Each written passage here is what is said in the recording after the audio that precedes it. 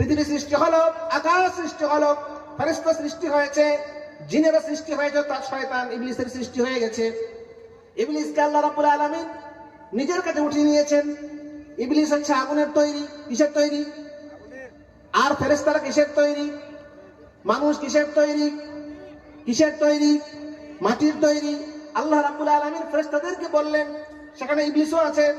যখন সে ফেরেশতা তখন ইবলিস হয়নি, তখন সে শয়তান হয়নি, বিতাড়িত হয়নি, আল্লাহ লানত প্রাপ্ত হয়নি। আল্লাহ বললেন, হে আমার ফেরেশতারা শোনাও, আমি এই ধরা পৃষ্ঠে মাটির এই ভূমিতে মাটি দিয়ে নির্মিত একটি সৃষ্টি, নতুন এক সৃষ্টি আমি সৃজন করতে চলেছি। আমার প্রতিনিধিত্ব করবে, মানে আমি তাদেরকে গাইডলাইন্স দেব, আমার আদেশ দেব, আর সে আদেশ তারা পালন করবে। আমি এই উদ্দেশ্যে আমার ইবাদত করবে, আমার কাছে আত্মসমর্পণ করবে, আমার নীতিমালা, আমার হুকুম, আমার তারা মেনে চলবে, আমি জন্য সৃষ্টি করব।